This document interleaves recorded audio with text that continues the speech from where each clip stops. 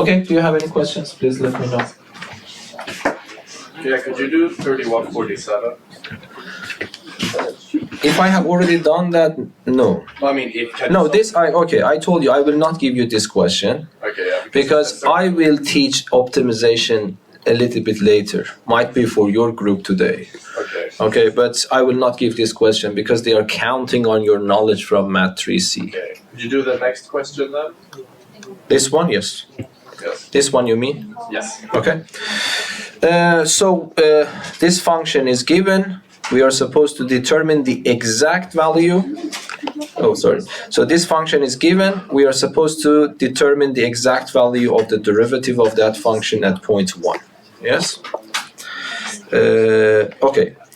So f of x is equal to e to the power square root of x squared plus 1. Then you are supposed to calculate f prime of 1. Yes? Okay, so if you want to differentiate this function, hopefully you realize that this is the chain rule. So you need to have a candidate for your u, so that when you write it in terms of u, it becomes a function, so that you can use one of the formulas in the table to calculate it. So usually the common mistake is to take x squared plus 1 immediately to be u, which is not going to work, yes? Because if I take this one to be u, then I will face a function of this form, yes? But the function of this form, e to power square root of x, is not in the formula sheet. The formula that I have in the formula sheet is e to power x. Okay? So this is not a good choice for you, and then there is only one option left for me, to take the whole thing to be u. Yes? Okay, so the derivative of this function becomes e to power u prime. But what is the difference between e to power u prime and e to power x prime? E to power u prime follows the same rule as e to power x, which is the same function, but you need to remember to multiply by an extra u prime because of the chain rule. So then f prime of x becomes e to power u, which is this guy,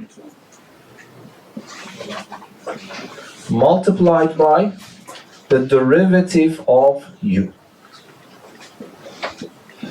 This is application of the chain rule for the first time.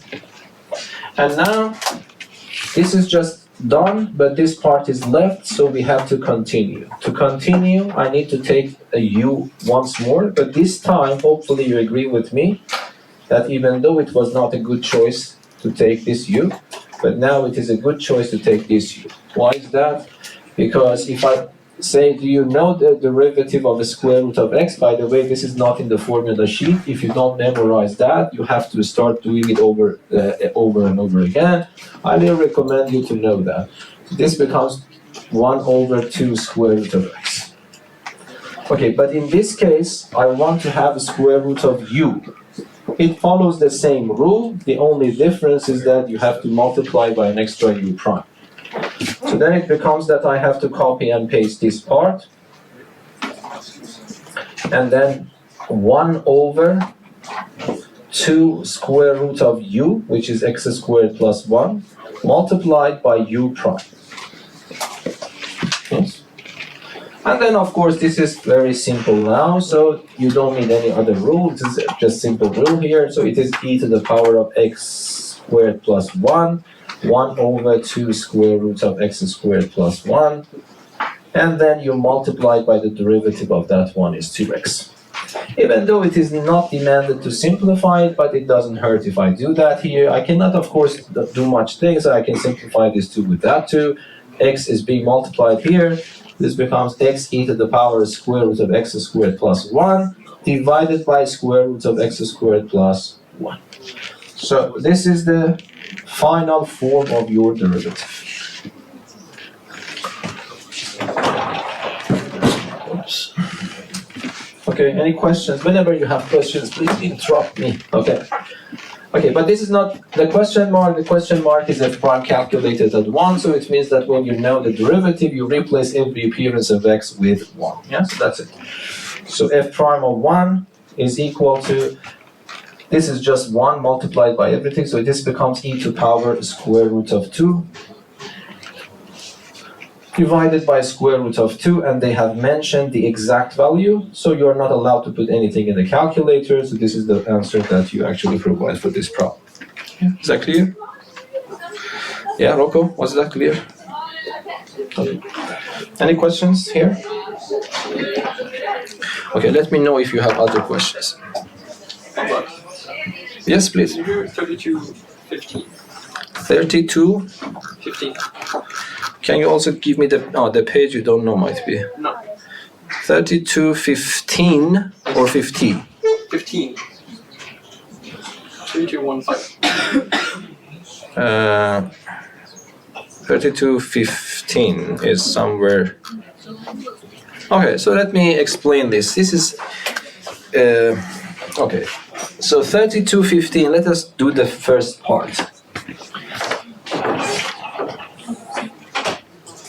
So we want to say that the limit of sine x over x when x goes to 0, if x is expressed in degree, they haven't mentioned that, they haven't put in that symbol there, so we want to know what the answer to this is.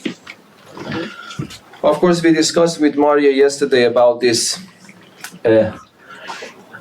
because let me just tell you, when I was teaching you what is the formula for the derivative of sine x and cosine x, we faced two kinds of limits. One limit was this one, sine of h over h when h goes to 0, and then another limit that appeared there and we needed it to find a formula was this limit. Yes? And then I told you that to do these limits properly, we need to know one more theorem, which is beyond the scope of high school.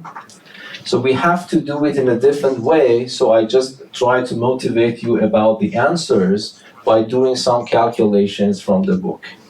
Okay, so if you see the table in the book, so if I can probably show it here, this is the table.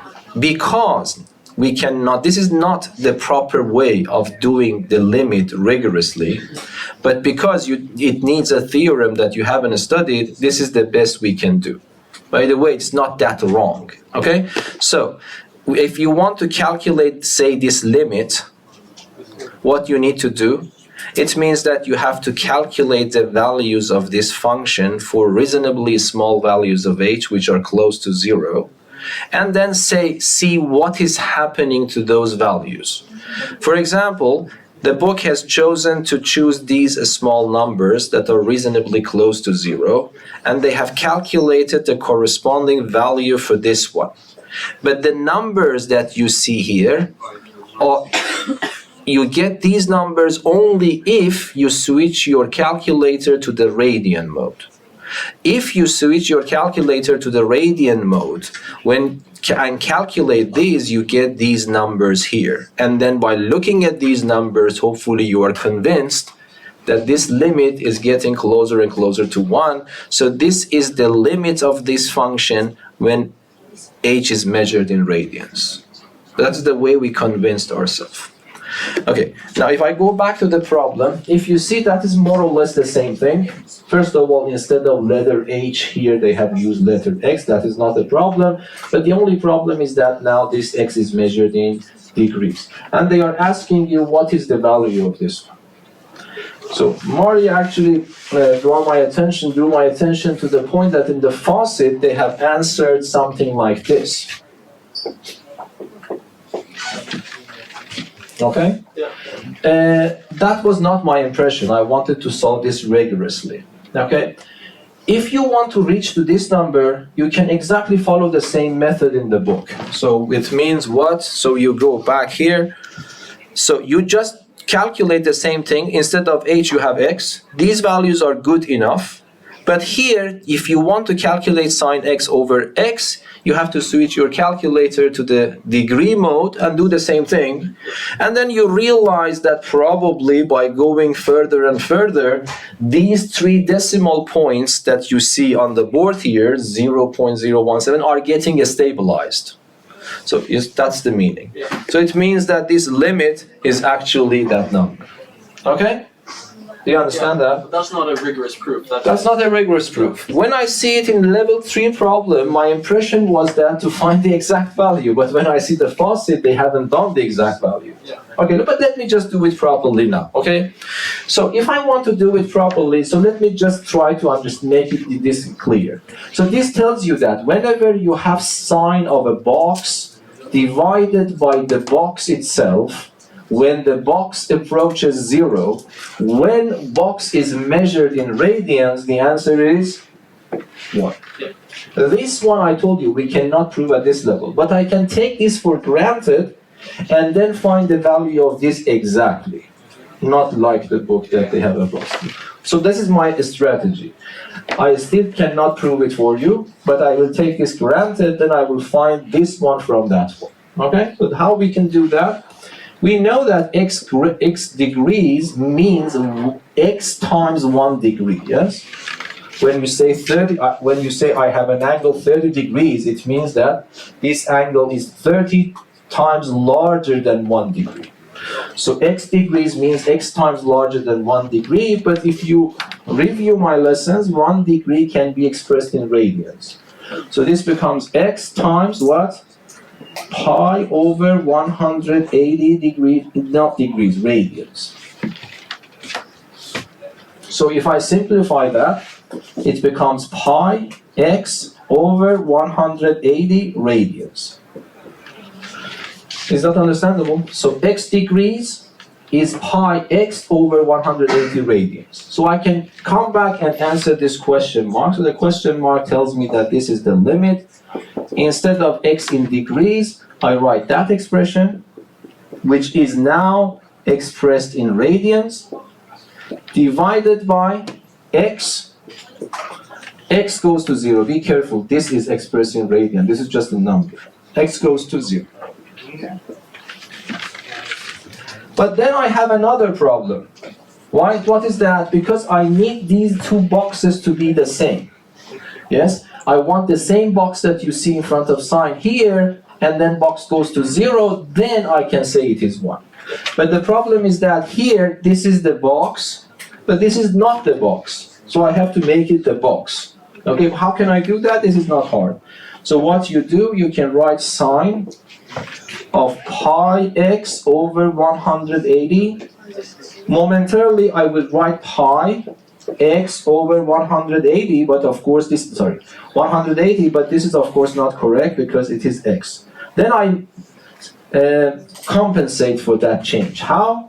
By multiplying it by 1 over 80 over pi.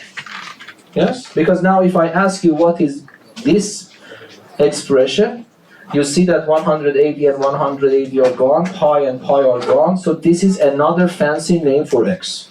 Okay? But what was the motivation? The motivation was to make this the box so that I can also write this as my box.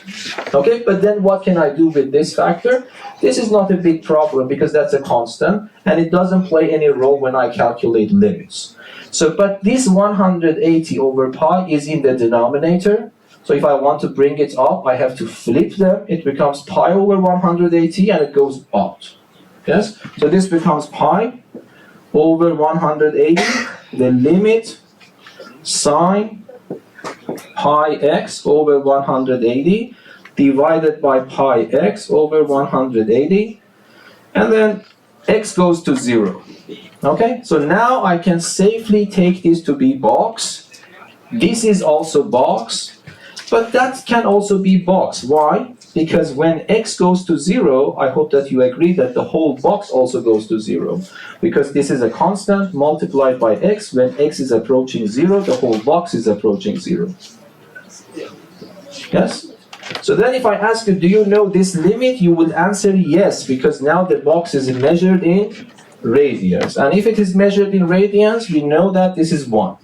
So this limit is 1, but this constant is left. So the answer to this is pi over 180 exactly. And if you calculate this by calculator, instead of pi, put 3.14 or whatever, and then divide it by 180, you will get that number which is in the book. So, I don't know. I think because of the faucet, I would thinking that might be this is not the way they are thinking, but this is the rigorous way of deriving that one.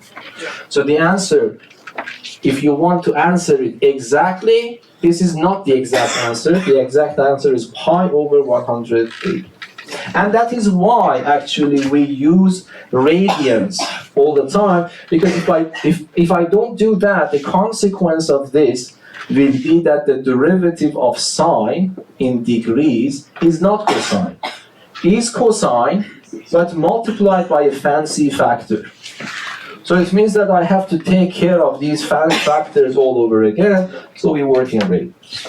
So that was the essence of this one, but I will not give you this question in the exam. Okay.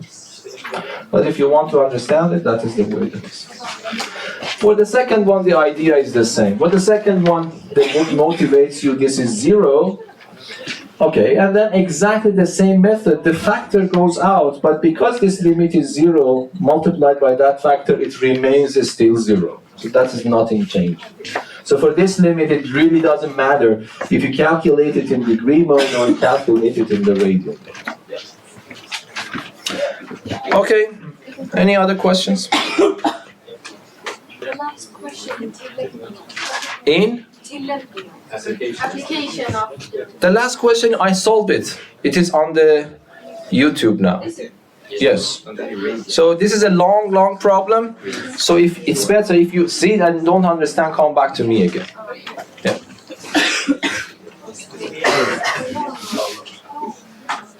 Yes? 3231. 3, 2, 3, 1.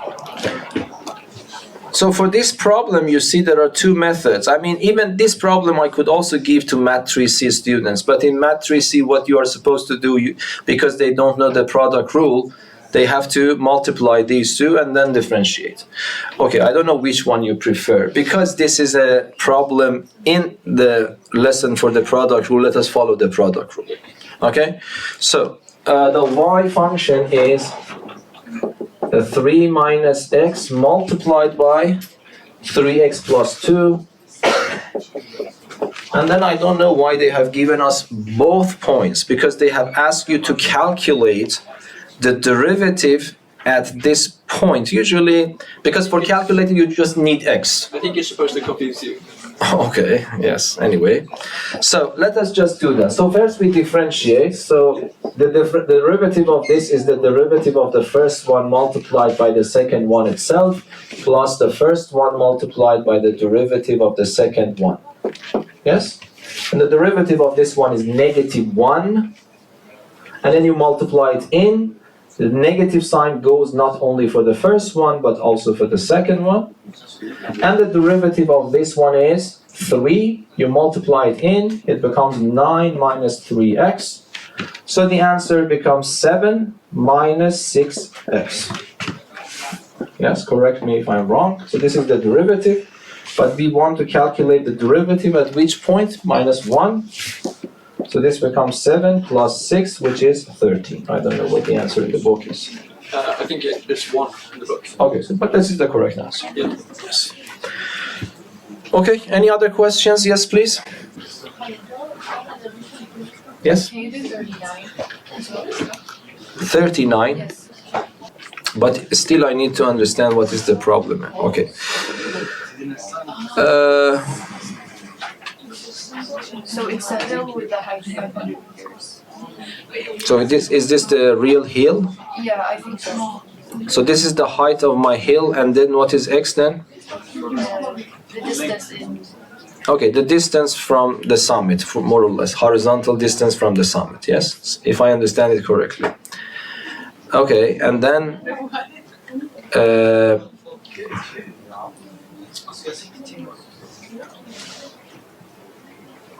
I don't know how to say that in English. No, but we don't need to do that because we want to. So Find the slope for x. so this has what does it mean? Find the slope for For the slope. Just the slope. Yeah. Okay, for this one. Okay, so I don't know.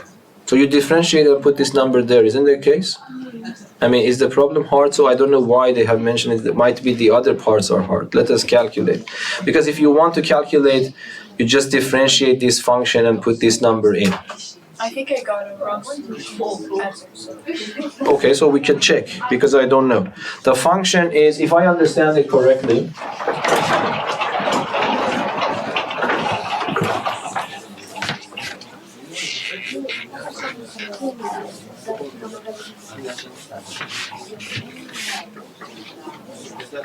if I understand that problem correctly, so you have a function which actually represents that curve, which is 0, 5 e to power minus x squared, and the point is given to be 0, 8 meters, yes? You want to find the slope, so I think at least the first one is simple. So because you differentiate this one, this is a constant.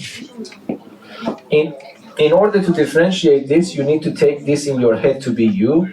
The derivative of e to power u is e to power u itself, but you have to multiply by the derivative of u itself. And then it gives you minus 2x, so this becomes 0, 5 e to power minus x squared times minus 2x. And then I multiply this here, so 2 times this is just 1, I have minus x e to power minus x squared. This is my derivative. And then if I want to find the slope, so let us call it k, I have to calculate a prime of 0.8. And then I have 0, 8 e to the power of minus 0, 8 to the power of 2, which is 0, 8 e to the power of minus 0.64. Okay, so I don't know, yes? I don't have the book with me, but I remember I did the same and it was wrong.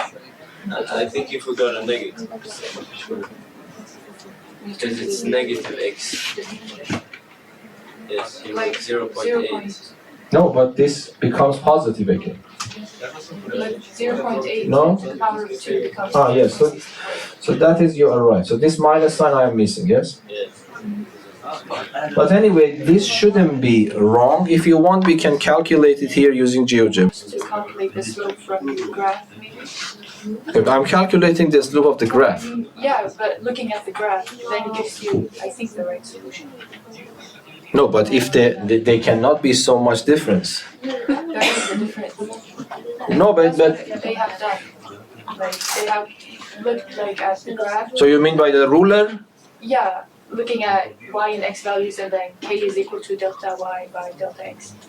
This is the way that they are solving the problem? Yes. You want to do it?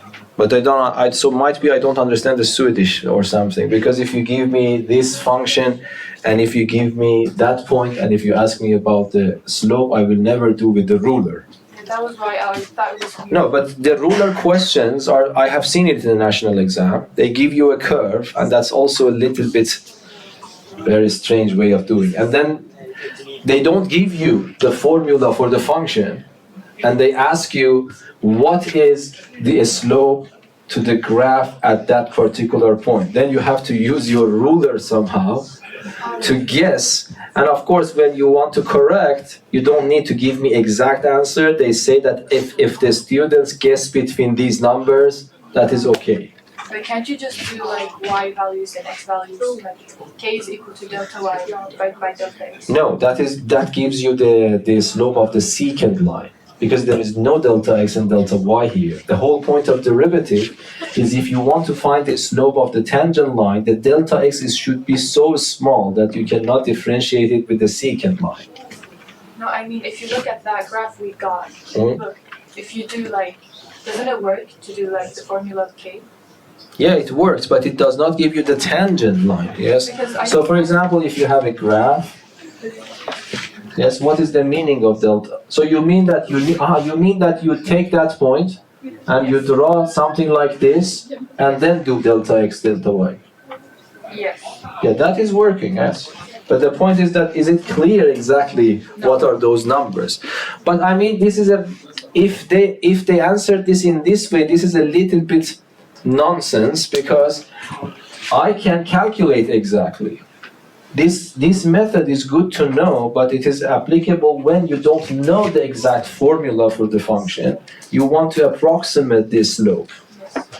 So that's why I'm saying I don't understand, And because. how is the answer very different from? But let me calculate. Might be you have made. Is it? Yeah. Let me calculate it here. So if you calculate your function here, what I'm supposed to calculate? I am supposed to calculate this number. So it is minus 0.8, yes, multiplied by exponential function, but then to the power of minus 0. If I have done everything wrong, 64. So I don't know. This is the answer that it provides. What is your answer? What's the answer in the book? Minus 0.4. That is reasonably close. I told you, but this is very strange. How should you know? If you give me this question in the exam, I would never solve it using my ruler and approximation, because whatever I need exactly is there and I can calculate. Or might be this is in the part that you're not allowed your calculator or whatever, I don't know. But this is the way to calculate. Yeah, okay. Okay, and this is also confirms that is good. So look, Yes? could you solve it? 3, 2, 3, 9. 8, 3, 2, 3, 9. 3, 2, 3, 9. A bit down. Here. Under the picture. Yes.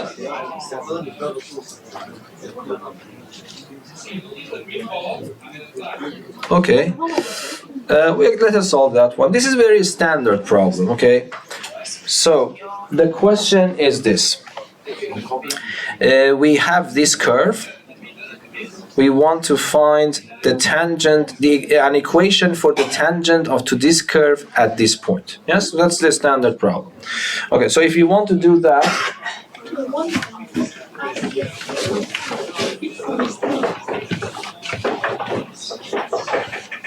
okay, so it is y equals to e to power x squared times x. Of course, you need to do it to find the derivative. It's e to the power x times x squared. Okay, the other way around. Nice. So this becomes the derivative of the first one multiplied by the second one itself plus the first one multiplied by the derivative of the second. Okay, and the derivative of this one, everyone hopefully knows, this is the same function multiplied by x squared. And the derivative of this one is 2x, so let me write 2 here, e to power x times x. That's the derivative. And then I calculate y prime at 1. Here you are not allowed to use approximations, you have to keep the exact value. So this becomes e to power 1 times 1 plus 2 times e, which becomes 3e. So the k value is actually 3e. And I always use this formula, y minus y node is equal to kx minus x node, yes? For writing the formula. If you don't like it, you can write kx plus m, and then put k there, and then find the point, put it there to find m. But if you do all of them, it will give you this one, and this is also in the formula sheet, so you don't need to be worried about that. So if I want to write the answer, so instead of k, of course, I put 3e, okay? Instead of x, just x. Instead of x node, I need to put the x coordinate of the point of tangency, which was directly given to me in the problem.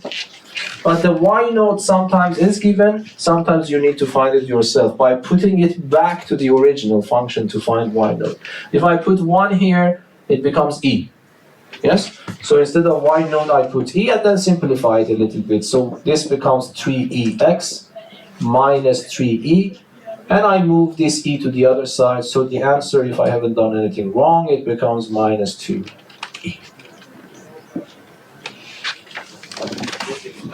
Yes? On page 87, can you do 3159? 3159. 3159. I have done both of them, and they are already on the YouTube channel. Okay. Yes, I did it last time with Natura students. So let us solve more problems. If you don't understand that, you can come back to me What's the again. name of the video? Some solutions to the problems in the book or something like this. I have already put it on Google Classroom as well, so you see the link there. Okay, any other questions? Yes? 3214. 3214. Yes. 3214.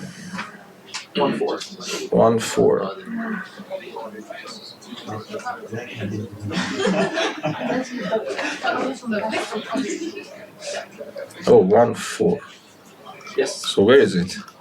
Page the graph. 90. What? It's the graph. Yeah. Aha, here.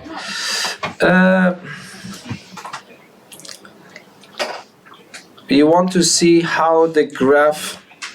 So this is the graph of the derivative of the function. You want to see how the graph of the function itself look like. Yes? Okay. Yeah, this need.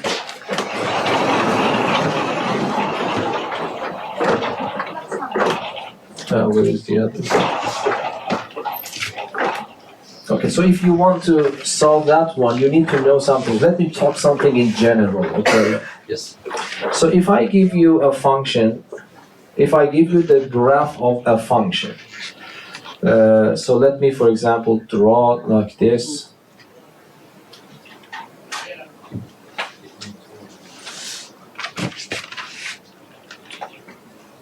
I don't know, and then, for example, we come here down, and then we go up. Yeah, then you can do it yourself with that graph. So assume that I tell you that this is the graph of not the function itself, but the graph of the derivative of a function, but I do not have access to the function itself. Okay? So I just randomly drew a graph because I want to highlight the points that you need to be careful about that one. So assume that this is the graph, but be careful, this is the graph of the derivative.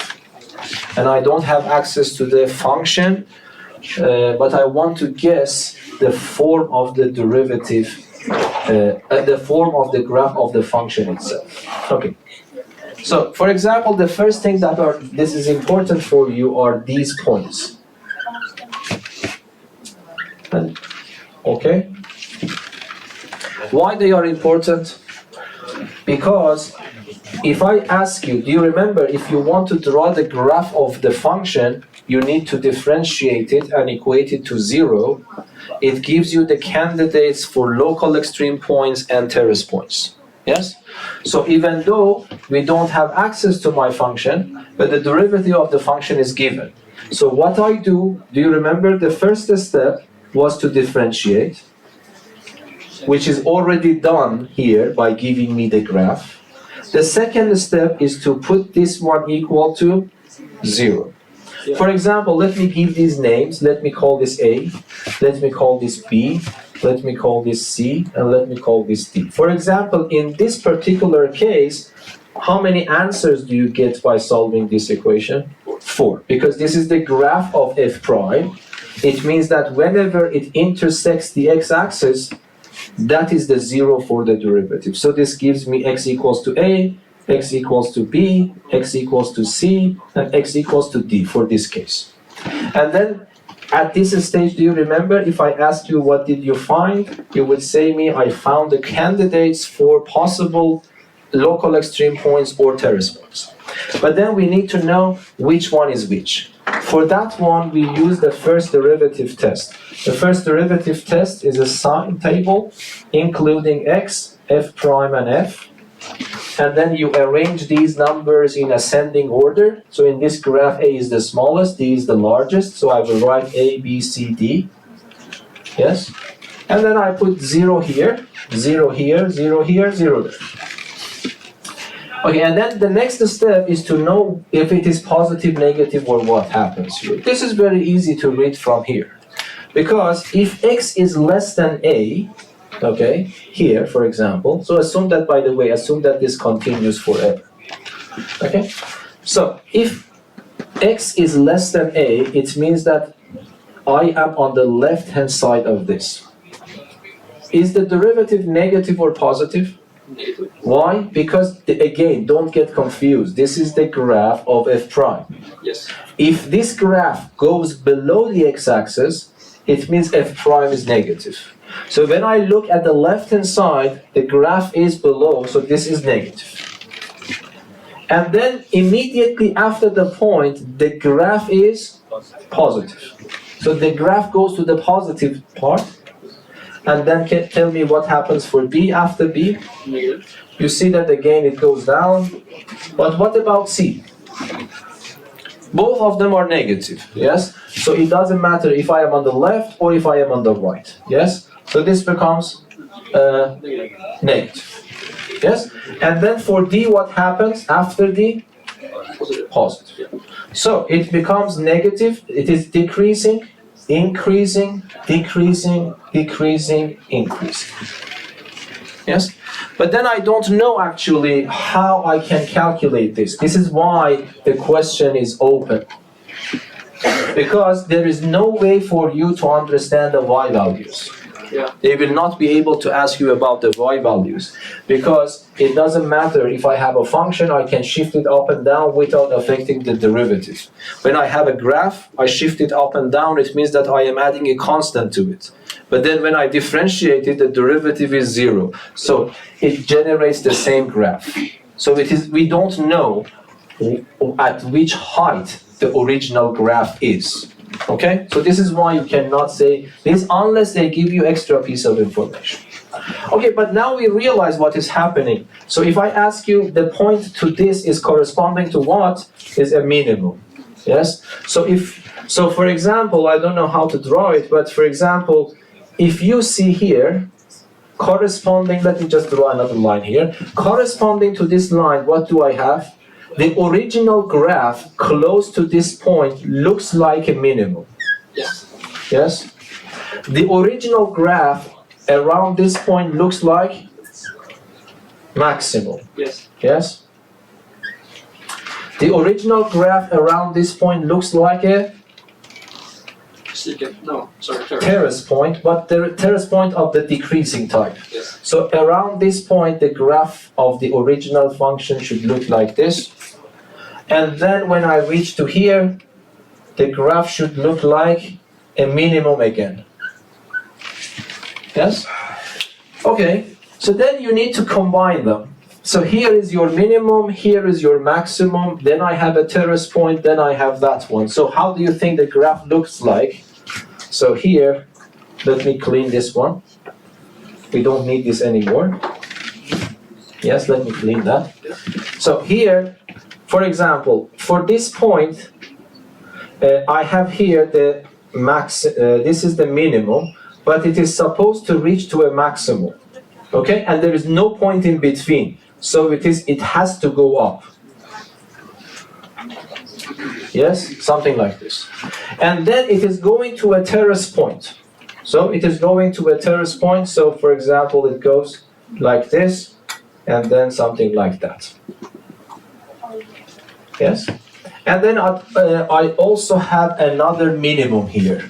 So this means that it will continue to reach to this minimum. It's a little bit bad picture, but yeah, so that is a terrace point, goes here to reaches a minimum exactly at this point, and then goes up again. Yes? So for example, this behavior that you see the derivative occurs in the derivative is something like this in the original function. Okay? This problem that you mentioned in the book is more simpler than this one because the behavior is always the same. So, for example, you have a point here and another point here. Yeah. So what type of point is this one? The 0 and the original. So you see this point, I don't know what that number is. Yeah. We don't care. But we know that before that the derivative is negative, after that the derivative is positive. So negative, positive, so it means that it is a minimum. Yes. But this point is a maximum. Yes? Yes. And then, so I have a minimum and a maximum. Because this function is periodic, I need to know only one period, and the function will repeat itself. Yes? Okay, one thing that you didn't know in Math 3C, because this is a question in Math 3C, by the way, this is something that you didn't know there probably. Can you tell me what is this one? So for example, I didn't talk about this one here, but you can see it in the picture somehow. So this point that I didn't highlight it here before, say something about my original graph as well. Okay? So this point that you see, say something about my original graph here. No, there's no amplitude here. Here, in this case, we have amplitude. But here, yes? Forgot the word, but I think it's the point where the graph changes from. Yeah, it's the inflection point. Exactly. Why is that? Because can you tell me, if I give you this to be alpha, can you tell me what is f double prime of alpha? By looking at this picture. Was it 0? Why is, yes, it is 0. Yeah. Why it is 0? Because f double prime of alpha means the derivative of this function. The tangent line here is horizontal. Yeah. So it means that the slope of the tangent line to the graph of f prime is 0. But if you want to find the slope of the tangent line, you should take the derivative. This is already one derivative. If you take another derivative, it becomes the second derivative. And because this is horizontal, f double prime of alpha is 0. So this is related to the inflection point. And you see it is inevitable. When I wanted to draw that, somehow I have to respect that this point is an inflection point. So the maximum and minimum points on the graph of the function are connected to the inflection points for the derivative. So sorry, the maximum and the local maximum and minimum points for the derivative curve correspond to the inflection points of the original curve. Yes? So you can do the same idea for drawing the graph of this. Yeah. But that's a good, by the way, that's a important thing. So there are some exercises. I just uploaded a video for Math 3C lesson. So if you don't understand it, you can go and watch the last part of that video. Just a very recent video. Okay, any other questions? Maybe 3227. 3227, which page is?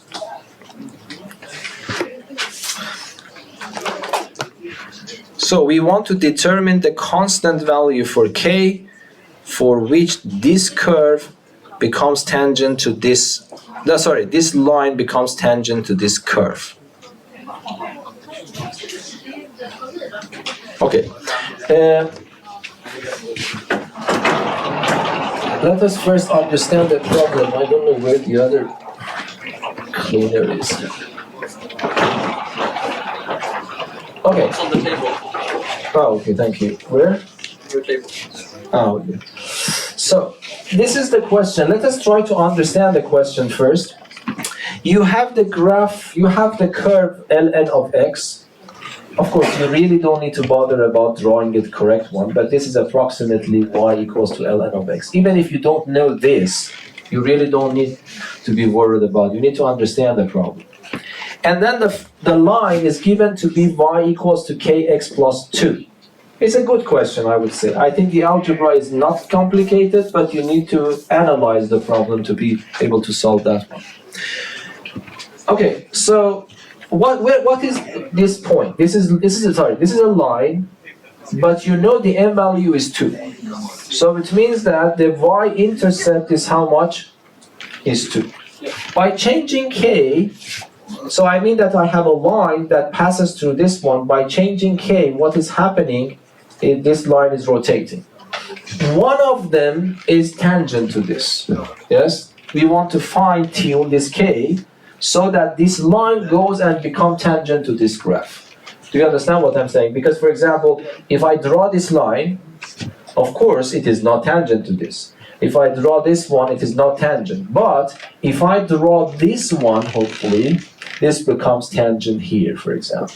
So we want to fine-tune this number k for which the line goes and becomes tangent to the curve. This problem is a little bit hard because this is not a standard problem. In the standard problem, this point is given to you. And then you differentiate the function and put this number into the derivative and you get the slope. So this problem is somehow the other way around. Yes? So what you need to do, so let me take them away, not to distract you. Okay? So what happens here? I pretend that I know this point. So for example, I myself call this point A. For the time being, I don't know A. Okay? But if this is A, you can tell me what is the y coordinate. What is the y coordinate? So this is the point of tangency. ln of A. Yes. The point of tangency, I assume that this is A. Because this is on the ln curve, so this becomes ln of A. But of course, none of them I know. I don't know A, I don't know ln of A. But now, if I ask you, how can you calculate this K? You can say me, okay, now this is the standard problem, even though I don't know A yet, but let us try to see how it works. The first thing that you do, you differentiate your function. And then you refer to the table, you see that the derivative of ln x is 1 over x. And then if I ask you, what is this K value, what do you answer? The K value of the tangent line is equal to 1 over A. Why? Because I replace the x with the x coordinate of tangency. I get K is 1 over. Yes? And now I ask you, forget about this and try to write the formula for the tangent line. Again, you use the same formula. Okay? So let us fill it up. You know that you need to write y, you need to write x the same, but for y, no. So let me write k first. K is 1 over A. Okay, what is x node? X node is the x coordinate of the point of tangency. What is y node? Y node is the y coordinate of the point of tangency. Yes? So if I ask you what this is, you will tell me this is the equation of this line. Of the tangent line. Of the tangent line. But of course, the equation of the tangent line is already given somehow to you. Okay? So then it means that you need to somehow use this information to find this unknown that you don't know. Okay? So how can I do that? For example, let me simplify this. So y is equal to 1 over A times x. 1 over A times minus A becomes minus 1. Then I move minus ln of A to the other side. Yes, this is the tangent line. Okay, now look, the problem is more or less finished. You see, I myself calculated the equation of the tangent line. On the other hand, the equation of the tangent line is given. This part that you see, I do not have any problems because 1 over A is the same as K. So if this is going to match with this one, I have to be worried about only this part. Yes? So this part should be how much? 2. That's it. So this means that minus 1 plus ln of A should be 2. So ln of A should be 3. Then it means A is nothing except e to power 3. But if you go back to the problem, what they are asking for? They are asking you to find K. Yes? So I need to find K. So, but that is easy, yes? Because K is 1 over A. I found A, so I put it back here. So K is 1 over A, which is 1 over e to the power of 3, which is e to the power of minus 3. I don't know which one is given in the book. Minus 3. Okay, so K is just e to power minus 3. And that was a good problem. You see, the algebra was very simple, but it is still conceptually, I would say, a little bit hard. Okay, any other questions? What do we think? I don't know. When do we finish? I can check. 3, 2, 2, 2. 3, 2, 2. So it is in this page, yes? Yes. There it is. Now, why do you have problems with that? I don't like graphs. No, this is not graph at all. I don't like curves. So then you have to quit. Because mathematics is mainly about curves, yes? I can ask you another question. No, but I want you to I want to understand why you don't have it. Because it's a very standard problem. I think it was because I have to determine the equation for the tangent, and I had forgotten it, even if it says it in the formula sheet. Okay, but this is very standard. So what you do, you differentiate the function, which is still on the board. It's 1 over x. And then the x coordinate of the point of tangency is 1. You put it here, so the k value is 1. The k value is 1. X node is 1. Y node is 0. Put it here. Yes? That's very simple. Any other questions? 3, 2, Yes, Yana, let me give... Yeah, it's fine. because she is not asking any questions. 1,150. May you please... 1,150. 3,150. So we have a circle with some radius. The radius of the circle is increasing. Okay, and then of course the area will also increase. The radius is increasing over time, so the area is also increasing over time. Okay.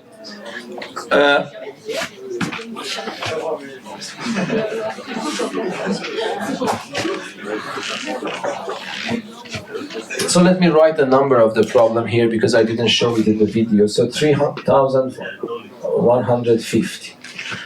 Okay, so the problem is that I have a circle, for example, and this circle has a radius. The radius is increasing. This will actually cause that the area also increases. Yes. In the first part of the problem, they are asking you to calculate dAdr. Okay, so what does it mean? It means that you need to differentiate r, a, when r is your variable. A is the area, r is the radius. This symbol means derivative when r is playing the role of x, because in mathematics when we talk about functions, we give the role of the function to f, the sign f, and then the role of the variable to x. But here, because area, a is a better name for area that I write f. And r is a better name for radius than I write x. Yes? Okay, so what we do, we need a formula. So if I ask you to differentiate this function, what is the first question you ask? If I give you, okay, in the exam, differentiate the function, and that's it, what do you do? Define the function. Yes, you ask me what that function is so that I can differentiate it. So now you want to do the same thing. You want to differentiate area. But it means that you have to write a formula for the area. If you don't remember it, you see the formula sheet and then you will see this. If I want to tell you don't get confused, it seems that I am giving you this function. So if I ask you to differentiate this, it is very simple. You say 2 pi x. That is the same story because a and r are related together using this. When they say dAdr, they are asking you, giving the role of a to f and giving the role of r to x and do whatever you did there. So what is the answer then? It becomes 2 pi r. Yes? So that is the first part of the problem. The second part, they are telling you that at the moment when r, because r is increasing, at some point r reaches to 20 centimeters. Okay? They are telling you that with which speed the area increases when the radius reaches to this value. If the rate at which, if this is the case. Yes? This is given in the problem. This is also given in the problem. They are asking you, what is the rate at which the area is increasing at that moment where r is 20 and the rate at which r is changing is 2. Yes? I'm not saying anything, I'm just reading the problem.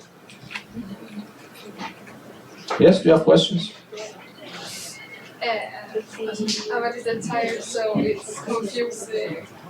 Okay, that's the problem itself. I'm not solving the problem, I'm just reading the problem. But the question is also confusing. Pardon? The question is also confusing. I don't know how can I explain better, because of course I know that many students have problems when it comes to applications. There is no time for me to go through all the explanations of the chain rule and connection to this one. But you can go back and watch the videos. But if you want me to solve this one, it is very simple. Because we have a rule, dA dt is equal to dA dr and dr dt. Yes? dA dr I already calculate, so I become dA dt is 2 pi r dr dt. Yes? Yes? And then r is given, dr dt is given, you put them here, you get dA dt. So that's it. So then I'm not doing anything because this is 2 pi. Instead of r I put 20, and instead of this I put 2. So this becomes what? 80 pi. Then I have to write cubic square meters per second.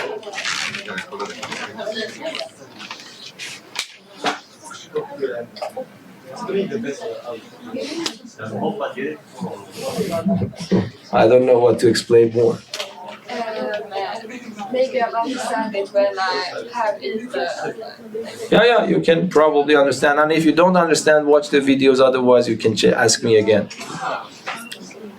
Okay, any other questions? Yes? Question 8b on page 110. 8b. What is g prime of 2 here?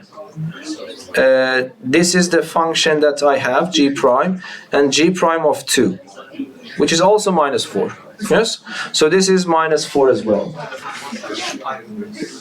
But then I need to know f prime of minus 4. Yes, f prime of minus 4, I have to go and refer to f prime and see f prime of minus 4 is what? This is minus 1, minus 2, minus 3, minus 4. So f prime of minus 4 is how much? Is minus 3. So that's minus 3. So this is minus 3 eventually. And then if you multiply them, it becomes positive 12. So that's the answer. But the second part is a little bit harder, so let me just do this one as well, faster. So here, p of x is defined to be f of g of x squared. And then you want to calculate p prime of 1. So you have to do the same thing. You have to differentiate p. Okay? But let me just do it on the board. So p of x is f of g of x to the power of 2. When I ask you to differentiate it, okay, so you need to give the role of u to whole expression here in your head. This becomes fu. If I differentiate it, it becomes f prime of u, which is this guy, but multiplied by u prime. But u is this guy, and I want to differentiate. Yes?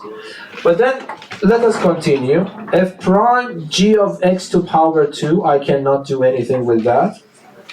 But here, you give the role of u to this one now. So it is u squared prime. It becomes 2u, but multiplied by u prime, which is g prime of x. So this is the final derivative. Okay, so this is my derivative. If I want to write it a little bit simpler, I would do it like that. Instead of putting 2 here, I would say p prime of x is equal to 2, and then I have f prime of g of x to power 2 multiplied by g of x multiplied by g prime of x.